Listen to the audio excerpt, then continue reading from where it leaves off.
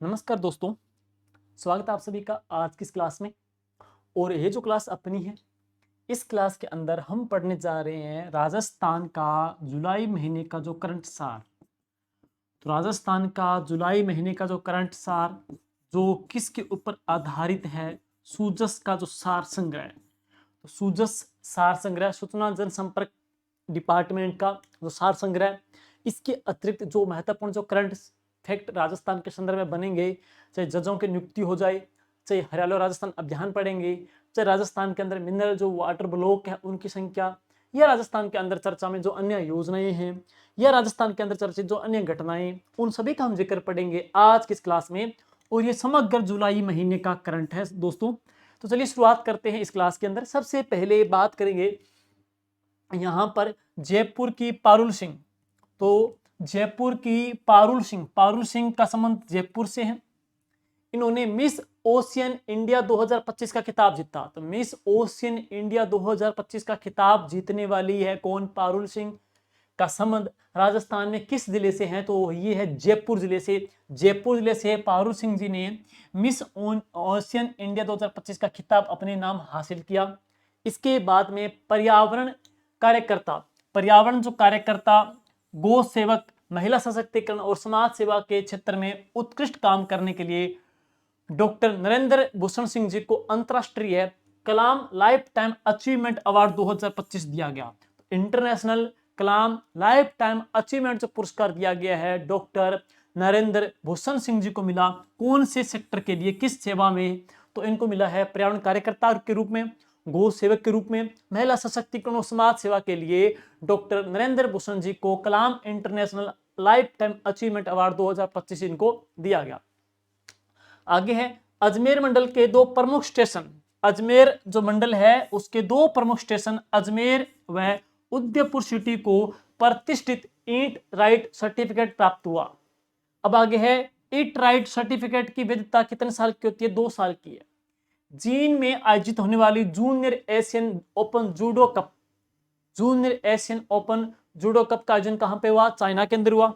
तो उसके अंदर यश यादव जो कहां से? जयपुर जिले से, ने रजत पदक जीता। 100 किलोग्राम भार वर्ग के अंदर है, भार वर्ग के अंदर 100 किलोग्राम भार वर्ग के जी में वेट लिफ्टिंग में 100 किलोग्राम वेट लिफ्टिंग में इन्होंने रजत पदक अपने नाम हासिल किया, junior Asian open judo cup. Next पढ़ेंगे आराध्या चोपड़ा जो कहां से? जयपुर जिले से। इन्होंने 90 केजी भार वर्ग में इन्होंने कांस्य पदक अपने नाम हासिल किया। आगे पढ़ेंगे विश्व बाघ दिवस। ये बहुत ही महत्वपूर्ण है, वेरी वेरी इंपोर्टेंट। विश्व बाघ दिवस कब मनाया जाता है? 29 जुलाई। 19 जुलाई को विश्व बाघ दिवस मनाते हैं। 14 फरवरी को भारतीय बाघ दिवस, इंडियन टाइगर डे 14 फेब, और वर्ल्ड टाइगर डे 29 जुलाई को मनाया जाता। तो इस दिवस के उपलक्ष्य में रणथंभौर टाइगर रिजर्व की बाघिन का नाम क्या है? मछली है, जिसको द किलर भी कहते हैं, क्रोकोडाइल भी कहते हैं, T16 भी कहते हैं, इसी बाघिन के नाम है। तो उस बाघिन के नाम का या उस बाघिन का स्मारक का अनावरण किया गया, और ये अपने आप में दूसरा टाइगर का स्मारक है। संजय शर्मा वन एवं पर्यावरण मंत्री के द्वारा जोगी महल गेट रणथंभौर के ऊपर इनका अनावरण है, वो स्मारक का अनावरण किया गया है। और मछली के उपनाम क्या क्या? इसको लेडी ऑफ द लेक्स कहते हैं, क्रोकोडाइल और द किलर भी कहा जाता है। कौन सी बाघिन को? मछली या फिर T16 बाघिन को। और देश में दूसरा टाइगर स्मारक, तो देश का दूसरा टाइगर स्मारक स्थापित हुआ है। मछली का स्मारक कहां पे स्थापित हुआ है? जोगी महल रणथंभौर सवाई माधोपुर के अंदर। इसके बाद में है 103 mineral block, 103 major mineral block की नीलामी के साथ राजस्थान देश में पहले स्थान पे। 103 मेजर मिनरल जो ब्लॉक उनकी नीलामी के साथ राजस्थान देश में पहले स्थान पे। देश में कुल 500 मेजर ब्लॉक में से तकरीबन 20% है, उससे अधिक यानी कि 103 जो ब्लॉक राजस्थान में आवंटित किए। और 2024-25 में 34 ब्लॉकों की नीलामी की गई थी। अब हम बात करेंगे राजस्व में वृद्धि पिछले वर्ष 24% से अधिक रही है। और अगला प्रश्न बहुत इंपॉर्टेंट है, वेरी वेरी इंपॉर्टेंट ये है 76वां जो राज्य स्तरीय वन महोत्सव है उसका आयोजन कहां पे हुआ? तो 76वां राज्य स्तरीय वन महोत्सव, इसका आयोजन जगत गुरु रामानंद आचार्य राजस्थान संस्कृत विश्वविद्यालय, मदाऊ भांकरोटा रोड, जयपुर में किया गया। और इसका आयोजन कब हुआ था? 27 जुलाई 2025 को। तो यह है वन महोत्सव, कौन सा? 76वां 76वां है। कहां पे किया गया? तो भांकरोटा रोड जयपुर के अंदर हुआ है। और कब हुआ था? 27 जुलाई 2025 को। अब है वेरी वेरी इंपॉर्टेंट, चाहे आपका टॉपिक सेकंड ग्रेड का एग्जाम उसमें वनस्पति है, हर एक एग्जाम के अंदर वनस्पति और वन के कैटेगरी में सबसे जो बड़ा पुरस्कार है अमरता देवी वन्य जीव पुरस्कार, माता अमरता देवी जी की याद में। और इस पुरस्कार की शुरुआत हुई थी 1994 में। हम बात करेंगे यह पुरस्कार सबसे पहले किसको मिला था? गंगाराम जी बिश्नोई को मिला था। तो पहले जो मिलता था सिर्फ व्यक्तिगत कैटेगरी में, और जिसकी राशि की हम बात करेंगे वो कितनी थी, अब पढ़ेंगे कितनी राशि है। तो उसकी अब जो पुरस्कार मिला है नए कैटेगरी के अंदर है। तो ये पुरस्कार शुरू हुआ था 1994 में, और सबसे पहले ये पुरस्कार किसको मिला था? गंगाराम जी बिश्नोई को दिया गया। तो 1994 में शुरू किए गए वन विकास एवं वन्य जीव संरक्षण में संबंधित 3 कैटेगरी में दिया जाता है। तो हम बात कर रहे हैं 2025 के लिए ये पुरस्कार यह मिला है वन विकास एवं वन्य सुरक्षा जीव कैटेगरी में, संस्था की कैटेगरी में। संस्था की कैटेगरी के अंदर हम बात करते हैं जो राशि दी जाती है कितने रुपए की राशि मिलती है? 1 लाख की राशि मिलती है। और 1 लाख राशि मिलती है। जो व्यक्तिगत कैटेगरी की बात करेंगे उसमें मिलते हैं 50,000। तो व्यक्ति को 50,000, संस्था को 1 लाख रुपए मिलते हैं। 2025 में कौन सी संस्था को मिला है? उपकार संस्था अलवर को मिला है। तो 2025 में यह कौन सी संस्था को दिया गया है? वेरी वेरी इंपॉर्टेंट है, उपकार संस्था अलवर को मिला है। राशि भाई साहब कितनी है? 1 लाख रुपए की राशि मिली। जबकि हम बात करेंगे वन विकास एवं वन सुरक्षा श्रेणी में व्यक्तिगत कैटेगरी यानी कि जिसकी राशि कितनी है? 50,000। और यह जो पुरस्कार मिला है व्यक्तिगत कैटेगरी के अंदर मुरारीदान बारहट एवं अजीत सिंह जी, जिनका संबंध कहां से? सीकर से है। अजीत सिंह जी और मुरारीदान बारहट को मिला है। व्यक्ति की कैटेगरी में राशि कितनी हो गई? 50,000। और इसके बाद हम बात करेंगे वन्य जीव संरक्षण एवं सुरक्षा कैटेगरी की व्यक्तिगत कैटेगरी में 50,000 रुपए प्रोत्साहन राशि मिलती है। और यह पुरस्कार गोविंद भारद्वाज एंड डॉक्टर गौरीशंकर शर्मा कोटपुतली को प्रदान किया गया। अब है नया प्रश्न, 45 घंटे घुड़सवारी का जो रिकॉर्ड अपने नाम किया है वो किसने? मान्या सत्तावत ने किया, जो कि स्थान जयपुर रॉयल इक्वेस्ट्रियन क्लब के द्वारा। अब है international earth science olympiad 2025। International earth science olympiad 2025 चीन के जिनिंग शहर में इसका आयोजन होगा दोस्तों। जयपुर की 19 वर्षीय अपम निधि पांडे करेगी भारत का रिप्रेजेंट। तो भारत का रिप्रेजेंट करने वाली है अपम निधि का संबंध कहां से? जयपुर जिले से। और अब मुझे लगता है इसके बाद वाला प्रश्न है 4th ग्रेड में पटवार वीडियो में छपने ही वाला है। Very very very very important, most important है। राजस्थान के 43वें मुख्य जो न्यायाधीश वह कौन है? के.आर. श्रीराम बने हैं। तो के.आर. श्रीराम है, ये कौन से क्रम के मुख्य न्यायाधीश बने हैं? 43 मुख्य न्यायाधीश बने 21 जुलाई 2025 को। तो 3 प्रश्न बनेंगे। एक तो क्रम की दृष्टि से कौन से 43वें हैं? क्रम कौन सा? 43। बने कौन? के.आर. श्रीराम। लेकिन हम बात करेंगे शपथ कब ली थी? 21 जुलाई 2025 को। 21 जुलाई 2025 को उन्होंने शपथ ली है। सुहानी शाह को मिला है बेस्ट मैजिक क्रिएटर अवार्ड। तो उदयपुर की सुहानी शाह वर्तमान में उदयपुर की वैसे लेकिन वर्तमान में जयपुर के निवासी है सुहानी शाह। इनको बेस्ट मैजिक क्रिएटर का अवार्ड मिला। उदयपुर की 4 वर्षीय याना प्रकाश ने उदयपुर की 4 वर्षीय याना प्रकाश जी ने Asia book of world record अपने नाम दर्ज किया। याना ने ए से लेकर के जेड तक, A to Z तक वर्ण क्रम में 25 देशों के नाम केवल 26 सेकंड में सुना दिए, ए से लेकर जेड तक। और इस उपलब्धि पर उन्हें ग्रैंड मास्टर की उपाधि प्रदान की गई है। याना प्रकाश जो 4 ईयर के, और कहां से? उदयपुर जिले से। सुहानिका शाह का संबंध भी उदयपुर से आपने पढ़ा। और अब है महत्वपूर्ण श्वेत क्रांति। दोस्तों इससे पहले श्वेत क्रांति जो चलाई थी डॉक्टर वर्गीस कुरियन ने 1970 में ऑपरेशन फ्लड अभियान चलाया था, दूध से जुड़ी थी। और ये श्वेत क्रांति 2.0 है। तो पीडीसीएस ऑनलाइन रजिस्ट्रेशन का शुभारंभ किया। तिथि की बात करेंगे 17 जुलाई 2025 को। ग्राम कहां पे? दादिया ग्राम जयपुर के अंदर है, जयपुर के अंदर।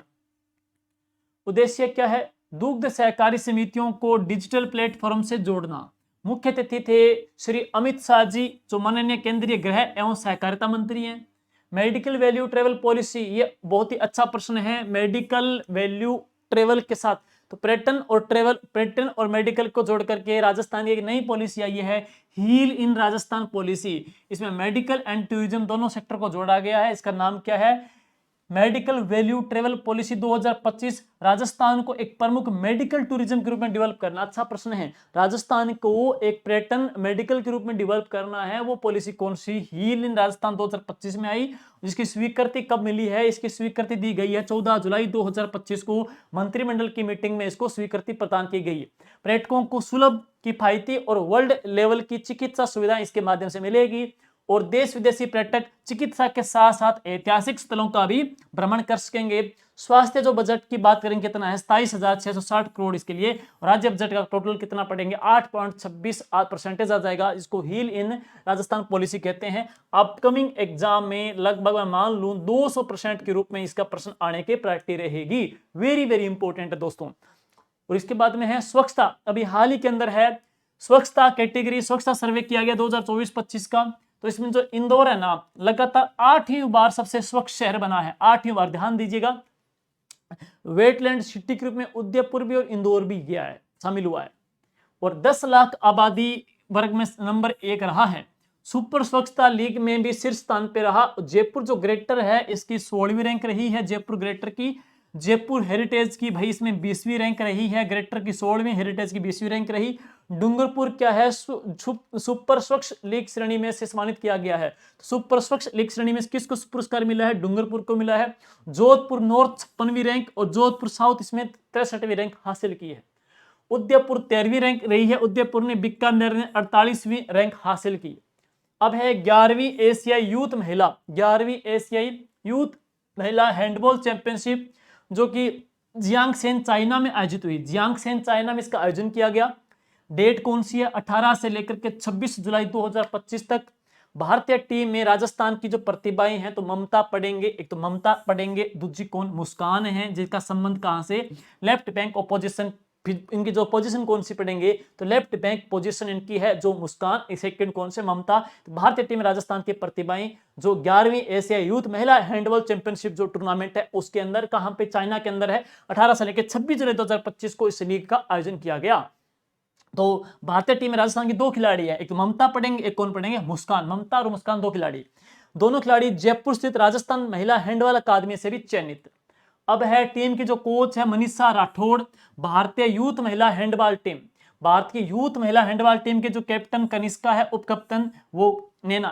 राजस्थान की छात्राओं ने शतरंज में जीते हैं मेडल। राजस्थान की छात्राओं के द्वारा शतरंज चेस के अंदर भी मेडल जीते गए। आशा उपाध्याय जो जयपुर से, इन्होंने गोल्ड मेडल जीता, रेटिंग रही थी 1784। नंदिनी शर्मा जो जयपुर से, इन्होंने रजत पदक हासिल किया, इनकी रेटिंग रही है 1474। Under 19 all India IPSC chess प्रतियोगिता इंदौर में हुआ और टीम इवेंट में रजत पदक भी हासिल किया। और ये है शाब्दी की अर्धवार्षिक करंट, जो शानदार तरीके से आप सबके बीच में बहुत ही शानदार रिजल्ट दे रही है, पॉपुलर है। जिसमें क्या? जनवरी से जुलाई, और नई बुक में जनवरी से जुलाई आ गया है, जून के लिए हमने जुलाई ऐड कर दिया। साहित्यकार पद्मश्री, अभी हाल ही में कौन से साहित्यकार का निधन हुआ है? तो अभी हाल ही में साहित्यकार अर्जुन सिंह शेखावत का निधन हुआ। तो चर्चा में साहित्य के अंदर पढ़ेंगे अर्जुन सिंह शेखावत। साहित्यकार अर्जुन सिंह शेखावत का अभी हाल ही में शुक्रवार को 98 साल की उम्र में इनका निधन हुआ। और वर्ष 2021 में साहित्य और अकादमी संस्कृति पे काम करने के लिए राष्ट्रपति ने इनको पद्मश्री दिया। तो राष्ट्रपति के द्वारा इनको पद्मश्री अवार्ड मिला है, वो कब? 2021 में मिला। और कहाँ के रहने वाले? तो पाली जो जिला है, पाली जिले के भादरलाव गांव के मूल निवासी थे। लगभग 40 से अधिक किताबें लिखी है, जिसमें भाखर्रा भूमिया अंतरराष्ट्रीय स्तर के ऊपर काफी चर्चा में रही थी। भाखर्रा भूमिया इंटरनेशनल लेवल पे फेमस रही। यूएनओ कल को पूछ सकते हैं कि भाखर्रा भूमिया के जो लेखक है, रचयिता है, तो वह कौन? अर्जुन सिंह जी शेखावत फ्रॉम भादरलाई गांव, कहां से? पाली जिले के रहने वाले। यूएनओ और अमेरिका के संस्थानों से भी उन्हें सम्मानित किया गया है। तो बड़े लेवल की पर्सनालिटी रहे हैं ये। और आगे हैं राष्ट्रीय कृषि वैज्ञानिक पुरस्कार 2025 में जो सम्मानित वैज्ञानिक हैं वो है डॉक्टर धीरज सिंह जी, जो कि प्रधान वैज्ञानिक कहाँ के हैं? काजरी के। काजरी कहाँ पे? जोधपुर में। इसकी स्थापना 1959 के अंदर हुई थी। और पुरस्कार कौन सा मिला है? राष्ट्रीय कृषि वैज्ञानिक पुरस्कार 2025 में दिया गया। इसका आयोजन हुआ आईसीआर का 97वां स्थापना दिवस हमारा आयोजन किया गया। और मुझे लग रहा है आगामी जिनके सिलेबस में ऊर्जा टॉपिक है वहां से डेफिनेटली प्रश्न आने की प्रायोरिटी रहेगी कि राजस्थान अक्षय ऊर्जा में राजस्थान देश में कौन सी रैंक पे रहा है, पहले स्थान पे। तो राजस्थान अक्षय ऊर्जा के अंदर देश में पहली रैंक पे रहा। देश में सर्वाधिक अक्षय ऊर्जा की क्षमता है वो किस स्टेट की है, राजस्थान की है। और राजस्थान की कुल क्षमता कितनी है, 37,818 मेगावाट। 37,818 मेगावाट। सेकंड जो रैंक रही है गुजरात की, वो किसकी, 37,494। तो हमारा कंपटीटर गुजरात है जिसकी सेकंड रैंक, पहली रैंक राजस्थान की। राजस्थान देश में काफी समय से अक्षय ऊर्जा के अंदर देश में अग्रणी रैंक अपनी बनाए रखी है। और इसके बाद में सौर ऊर्जा की बात करेंगे तो कुसुम ऊर्जा भी आएगी, सौर ऊर्जा भी आएगी। और सौर ऊर्जा की क्षमता में टॉप जो 3 स्टेट है उसमें भी कौन सा, राजस्थान। तो दोस्तों राजस्थान अक्षय ऊर्जा में पहली रैंक, राजस्थान देश में सौर ऊर्जा के अंदर राजस्थान की पहली रैंक है। राजस्थान की सौर ऊर्जा की उत्पादन क्षमता भाई कितनी है, तो 31,967 मेगावाट।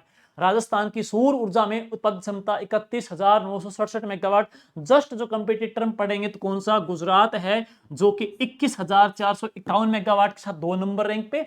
और थर्ड पे कौन सा, महाराष्ट्र है 12,575 मेगावाट। जो टॉप 3 की पढ़ेंगे तो राजस्थान, फिर गुजरात, फिर महाराष्ट्र।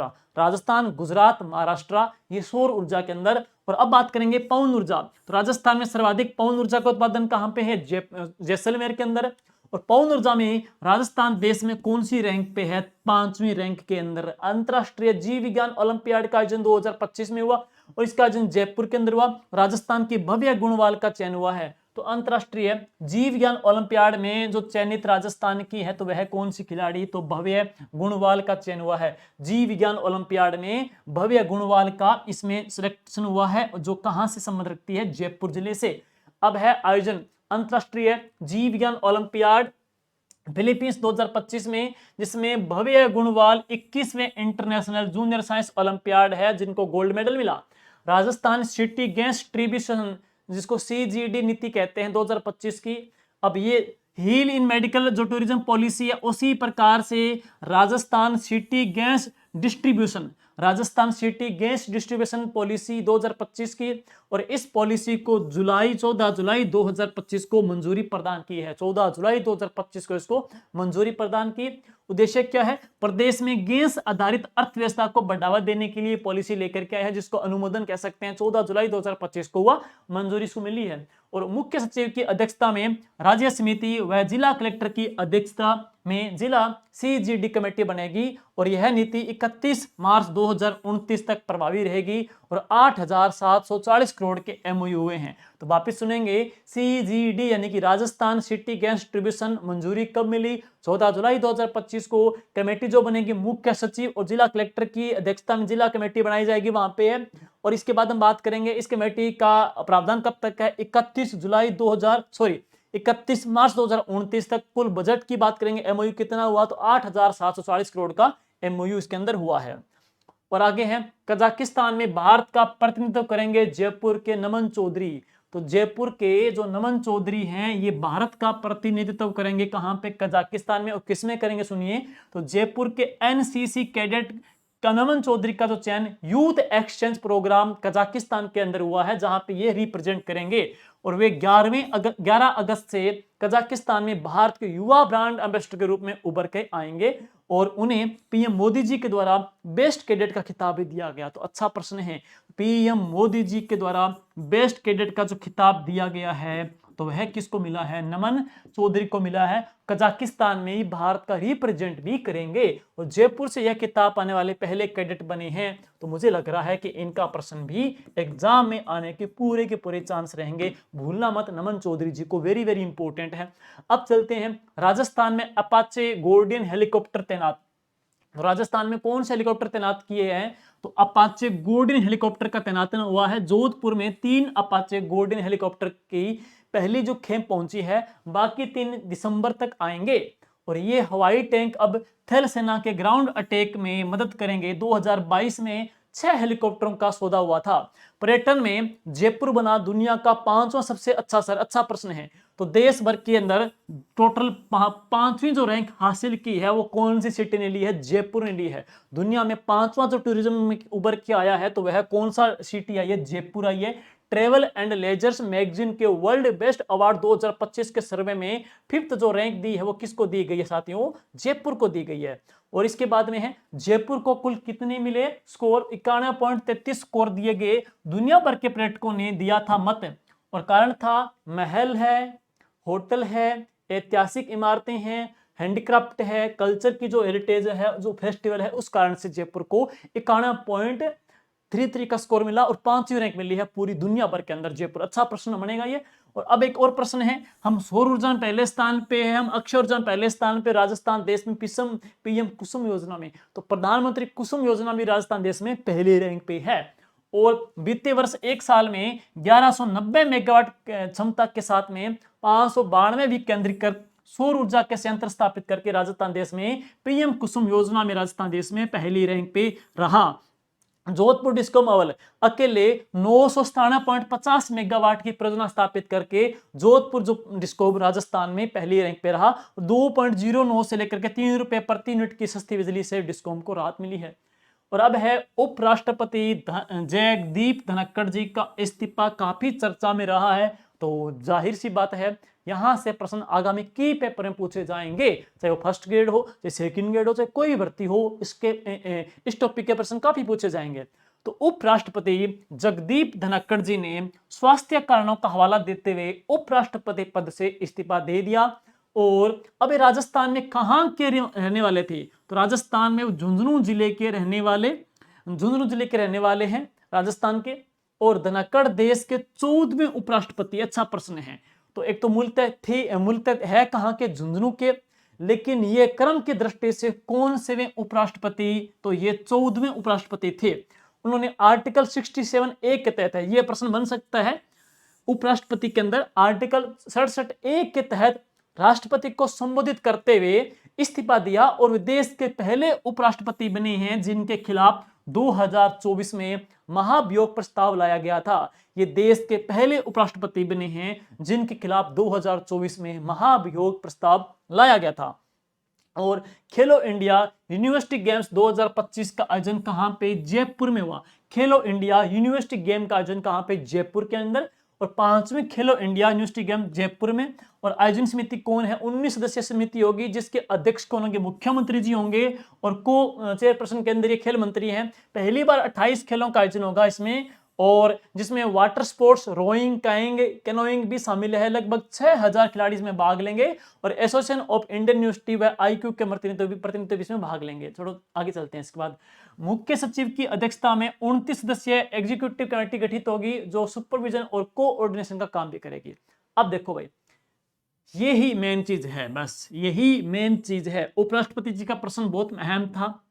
उपराष्ट्रपति जी के बाद में राजस्थान हाईकोर्ट काफी ट्रेंड में रही है, चर्चा में रही है, क्योंकि अभी हाल ही में राजस्थान हाईकोर्ट को जुलाई के महीने में 7 नए जज मिले हैं। तो अब हमारी क्या संरचना हाईकोर्ट की? केंद्र सरकार ने राजस्थान जो हाई कोर्ट में 7 नए जजों की नियुक्ति कर दी। इनमें से एक महिला जज भी शामिल है। 7 जजों में एक महिला जज भी शामिल। अब क्या संरचना है? महिला न्यायाधीशों की संख्या अब कितनी होगी? 3 से बढ़ के 4।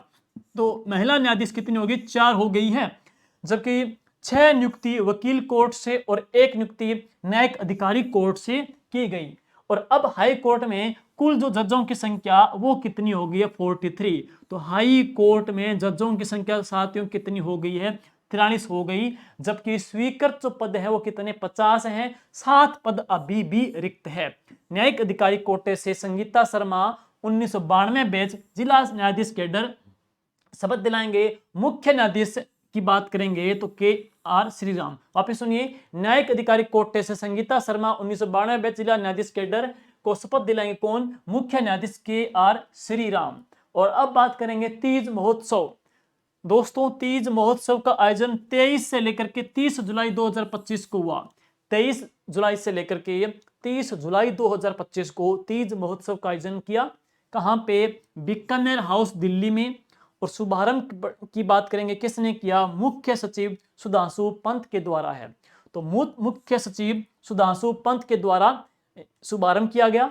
और विशेष आकर्षण राजविका जिसकी स्थापना जो हुई थी राजविका की अक्टूबर 2010 में, तो विशेष आकर्षण क्या है, राजविका एवं रुड्डा।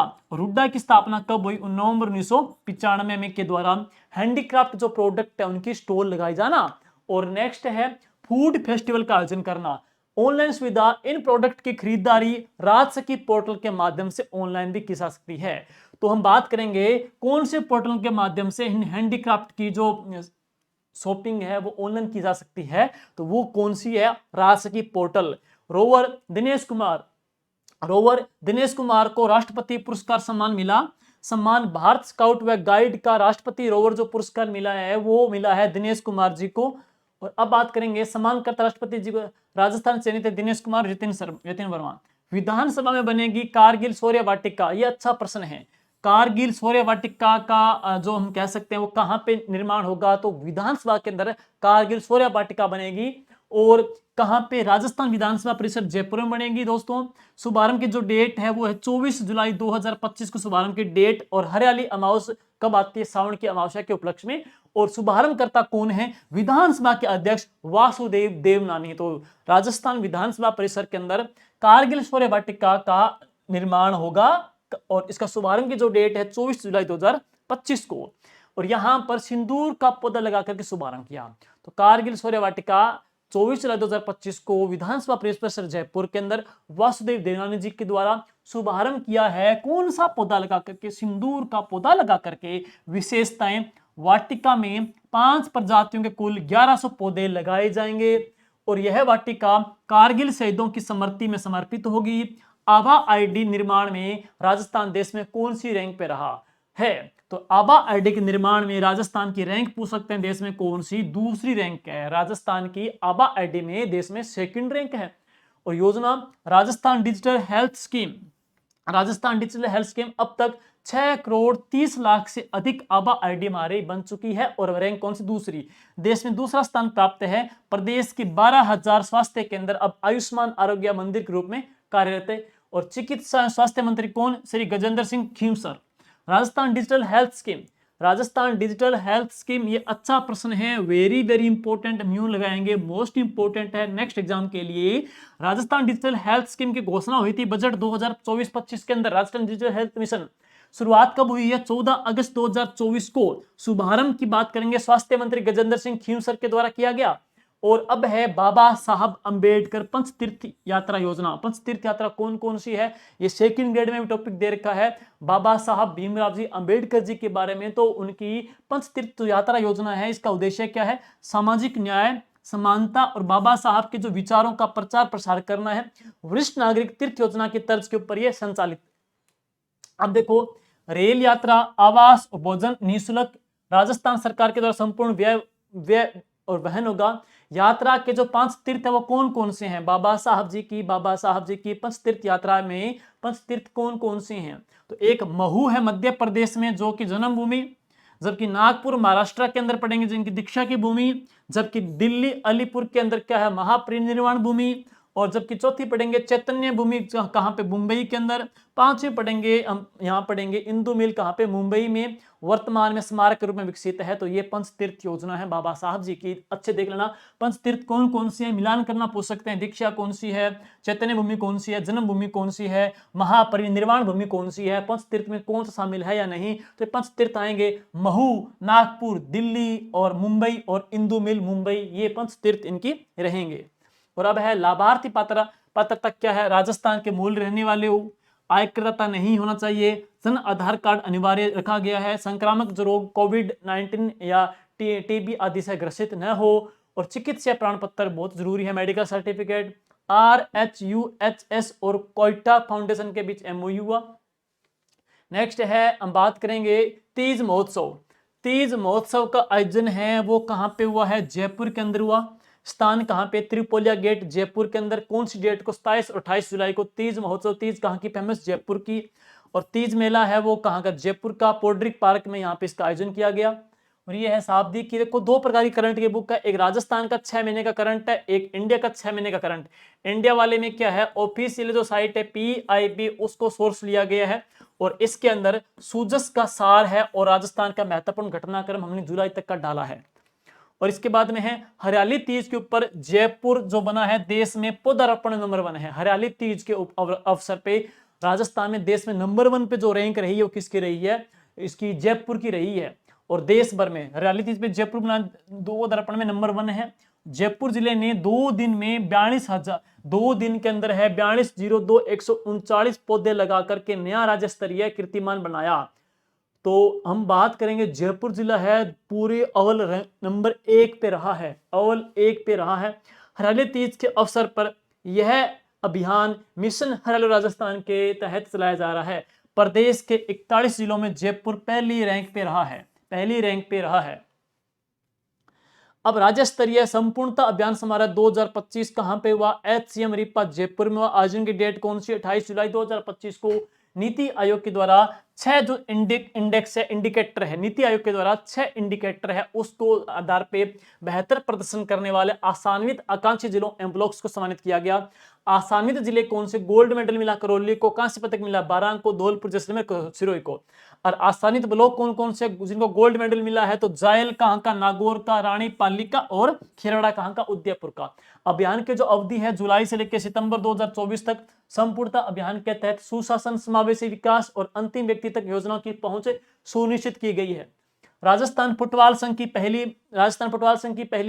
पहली excellence award ceremony 2025। Rajasthan football संघ की पहली एक्सीलेंस सेरेमनी अवार्ड 2025 की मैं जिक्र करूं तो कहां पे, जयपुर में हुई। मुख्य अतिथि कौन है, AIFF अध्यक्ष कल्याण चौबे। मुख्य पुरस्कार विजेता है best professional award of the year है मार्तंड रैना को दिया गया। और best domestic footballer of the year Altaf Hussain को। Emerging player of the year है विशाल कलेसिया सनाडिया को दिया। बेस्ट रेफरी का पुरस्कार कर्मवीर खिचड़े और जस्टिन जेस को दिया गया। बोल्ड कुरुक्षेत्र 2025, ये अच्छा प्रश्न है और मुझे लग रहा है कि ये भाई साहब प्रश्न लिखा लो, स्टाम्प का छोड़ दो इस प्रश्न को, कि इतना इंपॉर्टेंट है कि इसको मैं बताऊंगा 250% इंपॉर्टेंट, वेरी वेरी इंपॉर्टेंट है। मान लो ये प्रश्न छपने वाला एग्जाम है। देखो भाई नाम क्या है, बोल्ड कुरुक्षेत्र, अच्छे से पढ़ना है इसको। बोल्ड कुरुक्षेत्र 2025, दोबारा पढ़ेंगे, बोल्ड कुरुक्षेत्र 2025, अच्छे से फोकस करेंगे। बोल्ड कुरुक्षेत्र 2025 किस किस के बिटवीन, एक तो पढ़ेंगे भारत, दूसरा कौन सा, सिंगापुर। भारत और सिंगापुर के बीच है बोल्ड कुरुक्षेत्र 2025, भारत सिंगापुर के बीच। कहां पे हुआ है, जोधपुर सैन्य स्टेशन के अंदर, जोधपुर सैन्य स्टेशन में हुआ। अवधि 28 जुलाई से लेकर के 4 अगस्त तक चलेगा। 28 जुलाई से लेकर के 4 अगस्त 2025 तक चलेगा। अभ्यास का नाम क्या दिया है, बोल्ड कुरुक्षेत्र 2025, और ये कौन सा संस्करण है, 14वां संस्करण। और भारत मैग्नाइट इन्फेंट्री रेजिमेंट कमान कर्नल अर्जुन गणपति संभाल रहे हैं। और सिंगापुर में 42वीं सिंगापुर आई रेजिमेंट नेतृत्व लेफ्टिनेंट कर्नल ख्यू जी योंग संभाल रहे हैं। और यह अभ्यास कंप्यूटर आधारित युद्ध खेल वार गेम के रूप में होगा। तो कौन सी थीम या कौन से रूप में होगा, तो कंप्यूटर आधारित युद्ध खेल वार गेम के रूप में होगा। राजस्थान ओपन रैंकिंग बैडमिंटन प्रतियोगिता 2025 का जिक्र करूं तो जयपुर के मनीष फोगाट ने पुरुष एकल में गोल्ड मेडल जीता है, जबकि चूरू की पारुल चौधरी ने महिला एकल में विजय लेकर के स्वर्ण पदक हासिल किया। अंडर 23 एथलेटिक्स चैंपियनशिप में राजस्थान राज्य स्तरीय चैंपियनशिप की बात करेंगे तो झुंझुनू में हुई 2 दिवसीय कार्यक्रम। शॉटपुट पुरुष महिला में सिद्धार्थ जयपुर ने पुरुष वर्ग में गोल्ड जीता, जबकि वंशिका जयपुर ने महिला वर्ग में गोल्ड हासिल किया। ट्रिपल जंप का जिक्र करूं तो रामकरण जो जयपुर के, इन्होंने गोल्ड मेडल विजेता रहे, जबकि 200 मीटर दौड़ के अंदर करण बाड़मेर के पुरुष वर्ग में जीते और आयशा कोटा महिला वर्ग में विजेता रही। इसके बाद में है RCA Rajasthan cricket association academy का नाम अब क्या कर दिया है, मेजर ध्यानचंद अकेडमी। अच्छा प्रश्न है, राजस्थान क्रिकेट एसोसिएशन का नाम कर दिया major Dhyanchand cricket academy. Rajasthan खेल विभाग ने निर्णय ले लिया है। और पुराना नाम क्या था, राजस्थान क्रिकेट एसोसिएशन, और अब नया नाम क्या हो जाएगा, मेजर ध्यानचंद अकेडमी। दोस्तों जुलाई महीने का 15 जुलाई से लेकर के 30 जुलाई तक का करंट है पाक्षिक सीरीज में। इससे पहले अपने क्लास डाली थी, उसमें 1 से लेकर 15 जुलाई और अब ये 15 से लेकर 30 जुलाई तक है। इस क्लास की PDF इस टेलीग्राम में आपको मिल जाएगी। टेलीग्राम का नाम 8the आके जाएंगे, डाल लो, मिल जाएगा। अगर नहीं मिले तो आप इसको स्कैनर को स्कैन कर लेना, टेलीग्राम खुल जाएगा, वहां पे हम इसकी PDF डाल देंगे। Thank you. क्लास कैसी लगी, मैटर कैसा लगा, कंटेंट कैसा लगा, अपना रिव्यू दिया करो ताकि हम और अच्छा कंटेंट आपके लिए करें। All the best, good luck.